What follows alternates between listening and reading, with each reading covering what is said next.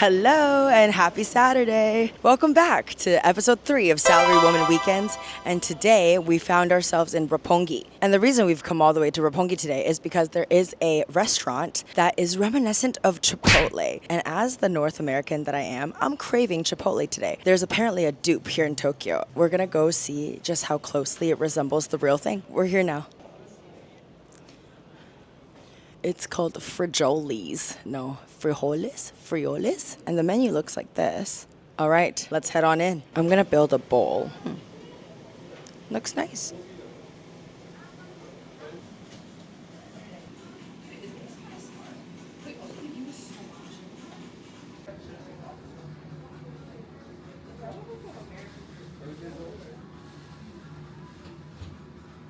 Thank you so much.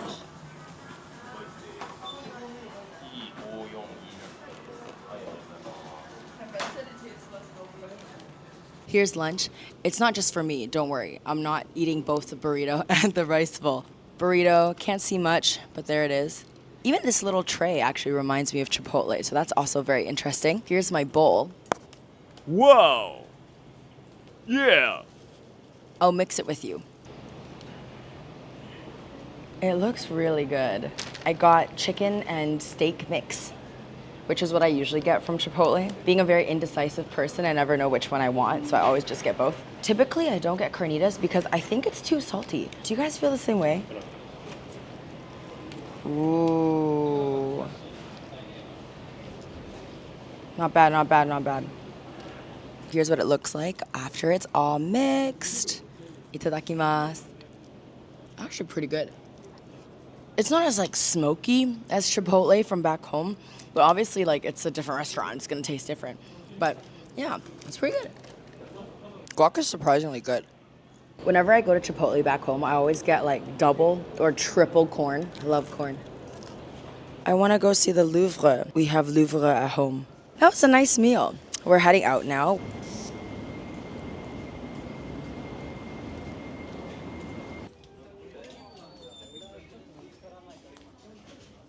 Vancouver girl goes to Lululemon in Tokyo. I would say the styles here are a lot more for daily wear and not so much for yoga. I feel like back home it's all for exercise and hiking and biking and climbing and yoga, but in Japan it's more for day-to-day casual wear, stuff like that. Cool.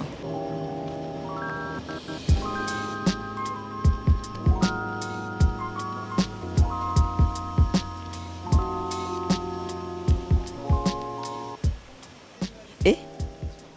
It's kind of scary. It's giving Aragog from Harry Potter. There it is. Wow, check this out. People are just working outdoors. So we're inside the mall at Roppongi Hills, and I'm gonna take you guys to a store that is only exclusive to Japan. I know it's one of the stores that all the travelers like to hit up. Let me show you. It's called PLST. If you look at the store, it's fancy, modern Uniqlo. Sorry, I didn't show you much of that because I feel very awkward filming inside a store. It's a fancier Uniqlo. I think it's from the same parent company, but it's slightly more expensive. So for your everyday office person, that is the place to visit. The quality is very good, and it's a Japan exclusive.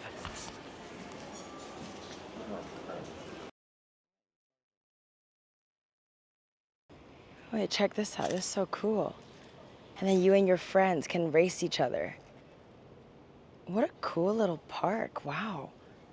It's giving modern art. I love it.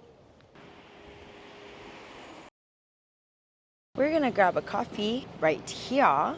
It's called Streamer Coffee Company. Let's go.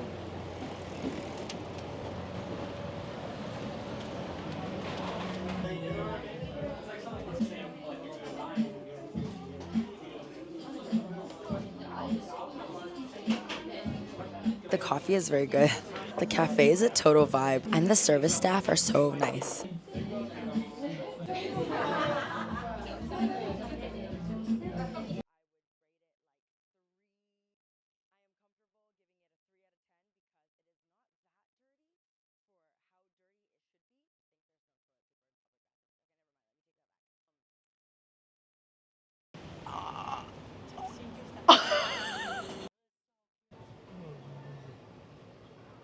Hi, honey. Oh my God. You're so small. Oh. I've never seen dogs this tiny. I know. Oh. I've never seen dogs this small either.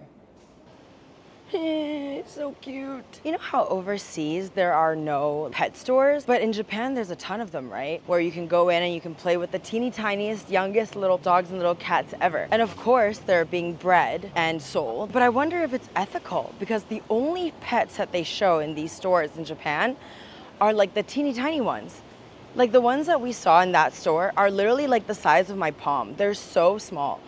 And like what happens when they get a little bit bigger? Because you never see them in these stores, right? That begs the question, is it ethical? Is there lots of killing? Is there lots of like inhumane things going on in these stores? You know, if I were to buy a pet, I wouldn't even know where else to go besides these stores. I'm not saying I'm in the market to buy a pet, but you know, like where else can we go? They're so cute, but it makes me sad. And the other thing is like, they're so expensive. There was a semi-hairless cat. It was like a Sphinx cat, but it had a little bit of curly hair. And it was like almost 1,000,000 Japanese yen, which is like $10,000. That's like a lot of money. But I'm really curious, so I kind of want to look into this and tell you guys what I find out. It still makes me sad because I feel like part of it must be unethical, right? Now we're back in the train station because we're going to Odaiba. And I know you know where Odaiba is because that's where the Gundam is. For you weebs out there, that's where we're going. There's a lantern event today that perhaps we can participate in. But if we can't participate, at least we can go and watch. It's a paper lantern festival where you write your wish on the lantern and then you can light it up and set it off into the sky. I hope we can still buy tickets, so we're going a little bit earlier just to do that. We're going to Odaiba from Azabujuban, which is the area that we were just in. It's very fancy, and I wish we got to show you more of the fancy stuff, but we didn't walk around because it's very hot. Cool art. Kind of reminds me of DJ booths, you know, like. Today is actually the hottest day of the entire week. If you can see on my phone, highs of 37 today. Honestly, again, I'm not complaining. I like it. I like it.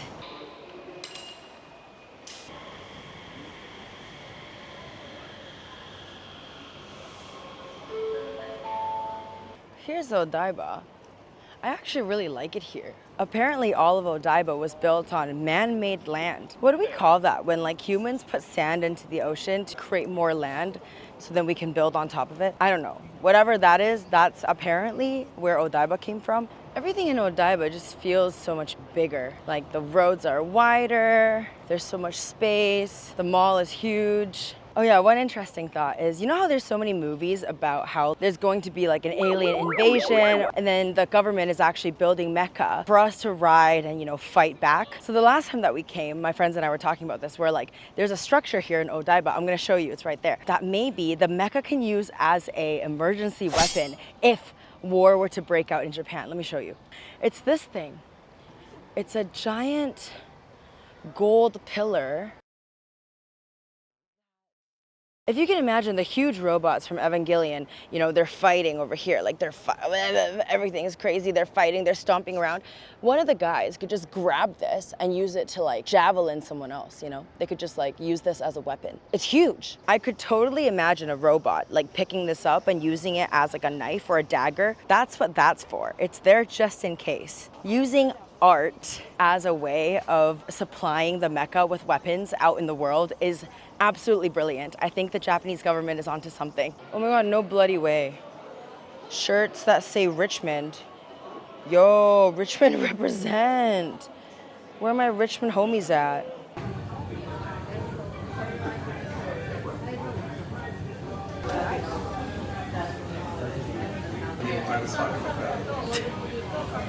Cheers!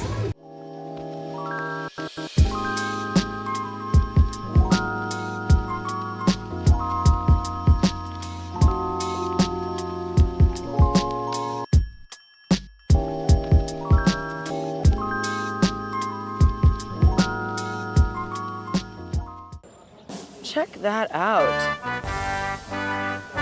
Wow. Wow. So beautiful. Check out this lantern situation.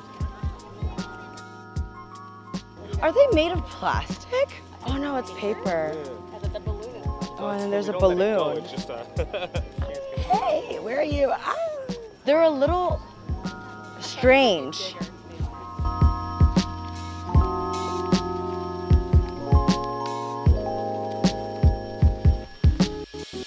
Check this out.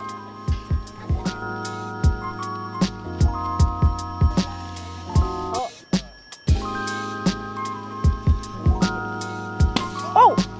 Behind the scenes. Ah, cute.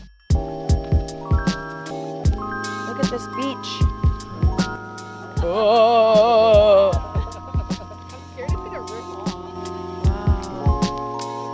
Just a little while ago before the sunset, I was like, the vibes are not vibing. Like the lanterns look so silly in broad daylight. But now that the sun has set a little bit, the darker it is, the more beautiful the beach looks. Wow.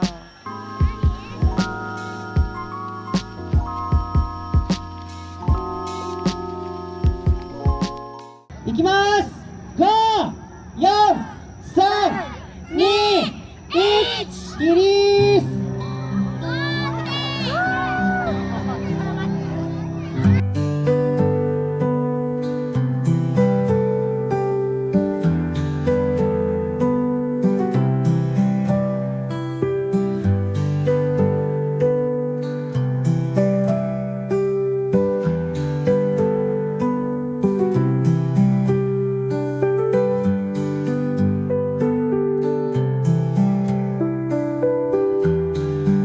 The lanterns are tethered, which I actually think is a good idea. I think it's really smart because you get more use out of your lantern. You can take endless photos with them instead of letting them all go at once. So if you miss the moment, too bad, you missed it.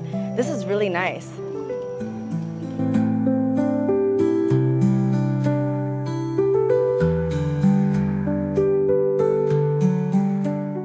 We're gonna go to Aqua City for dinner. Dinner. We ran into a photoism, so we're gonna go take some sticky pictures. Actually, they're not called sticky pics in Japan, I guess. Maybe just photo booth pics. Look at this giant wall of other people's sticky pics. Kawaii. So cute. We're gonna go up to the 6th floor and grab some sushi. Really excited because it's a really hot day, so I wanna eat something cold, and sushi is cold. What is going on? Ninja walk, whoa. Damn. Looks like a little training obstacle course situation here in the middle of the mall. Okay, we're on to plan B because the sushi place looks kind of mid. Okay, well, we're going to this restaurant apparently, King of Pirates. It's like a pirate gimmick restaurant. Look at this. All right. Oh, it's bumping? Look, the outside of the restaurant is like a boat. That's crazy, guys. Oh, we're heading in. Okay, let's go inside. Oh, but the paella looks really good. Oh, there's like a crab pasta that looks pretty good. Oh, look at this pudding. That looks awesome. To be on theme with the gimmick, look at the roof. It's like a map. I especially like this. And look behind me. All the nautical themed things. I'm gonna get this, the paella. It looks good. I will also get a pineapple juice because I want to treat myself. Cheers! Mushroom and scallop. Wings.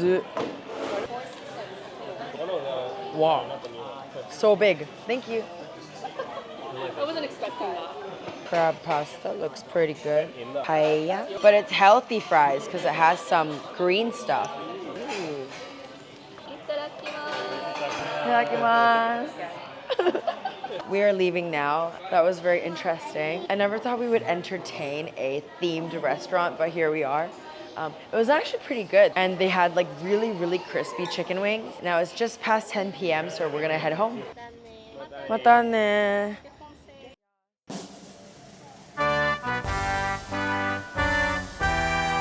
It's like 10:30, but somehow it's hotter than it was during the day. I don't know what's going on. That concludes our night. I will see you tomorrow. Bye.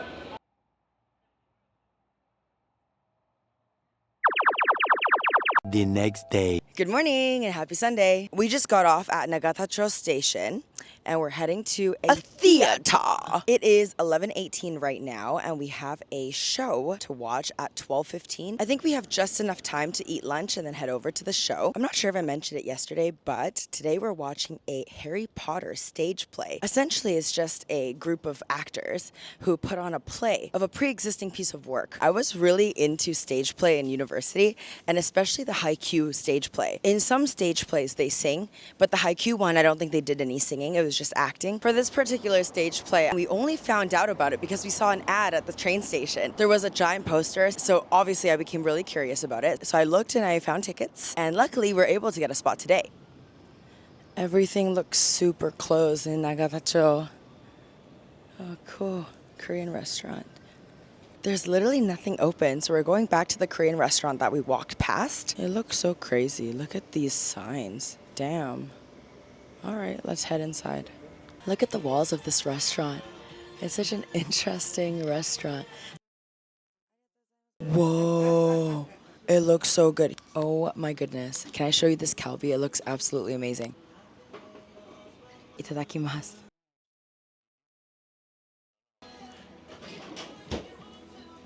We're in a little bit of a time crunch because we gotta get out of here within 30 minutes to make it in time for our show.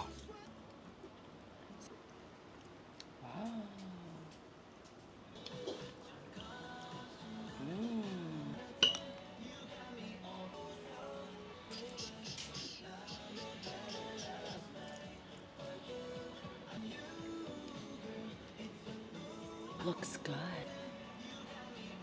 I just blew on it. I was like,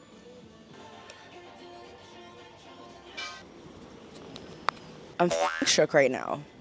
I think we just got gaijin exploited. As much as they were super nice to us, do y'all know what that bill came to? Can you guys just take a guess? Pause the video and write your guess in the comments. I want to see how far off you were. So we got 1 plate of galbi and 1 cold noodle. Guess how much that was? Okay, are you back? The total came to 12,200 yen. Huh? When they gave us the receipt, like I didn't actually see the 1, so I saw 2200, and I was like, wow, that's such a good deal. To be angry is an understatement. Anyways, we have to shift our energy. Here are the actors: Yuta, Goro, and Yusuke. We're at the theater now. It looks like this. I'm so excited. We're gonna head inside.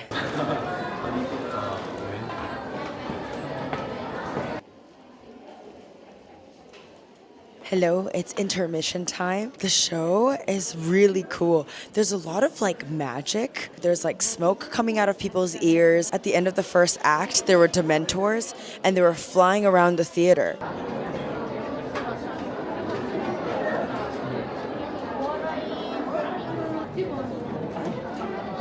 The show just finished. I was genuinely mostly impressed by the gimmicks. There's a bookshelf that the actors disappear into, and it's like, how do they do that? All of that is really impressive. I think because I could not understand it. Wow, look at that.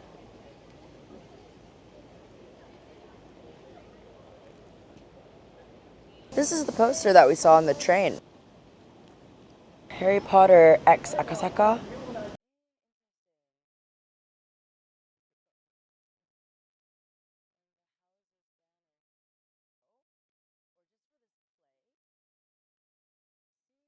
We're gonna stop and get a coffee at Tully's. If y'all haven't been to Tully's, it's pretty good for like a chain coffee restaurant. We got our coffees from Tully's. In the summer, I especially like to get their frozen drinks. It's like a frappuccino, but somehow I think it's better. I got the frozen affogato. I actually wanted to continue talking about getting scammed for lunch earlier. Our first red flag should have been that everyone was so kind. There were 2 men and 1 woman, and all 3 of them were so nice to us. It was a little bit overkill, but my alarm bells didn't go off because it just seemed like, you know, we're their first customers of the day. It's like 11:30, not even when we sat down. There is no menu. The menu are all the pictures that are posted on the wall. So you just point to order. And with this kind of system, it can be sketchy because you don't know how much you're paying. In my head, I was thinking like, okay, this is like probably what, 4,000 yen, 5,000 yen max. When we asked for the bill, I have it right here. And the red flag part is it was not itemized. So we actually don't know how much each item cost. Here it is for you guys to see. When we first got the bill, I didn't actually see the one. So I thought the total was 2,200 yen. When we handed over 3,000 yen expecting some change, the owner was like, oh, there's a one at the front. This is what happened, guys. I never thought, and I was not mentally prepared for this to ever happen to me in Japan. And the more I think about it, the more angry I get because they were so nice to us. Also, another crazy part of this whole experience is that the food is actually good.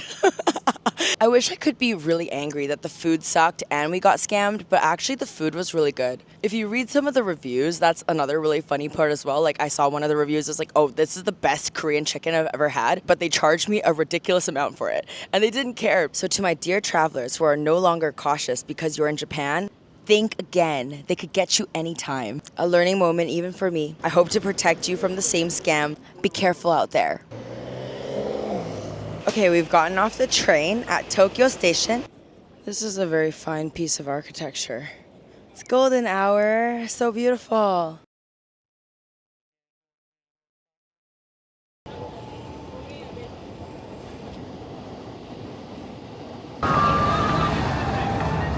One of my favorite grocery stores is Life. And here is Life for all of you who are curious. I really love this. This is called Toro Takuro. I think I want to do a relatively easy dinner, so I'm just going to pick up some pre-made food. The grocery store, if you like sashimi, has some of the most beautiful sashimi as well. Look at that. Look at the pre-made food section. You can pick up some edamame, okonomiyaki, or like dashimaki, or some yakisoba. Xiaolongbao. Gonna pick up a cucumber corn salad as well. The pineapple also looks pretty good, so gonna pick up. There's like a Chinese style yakisoba.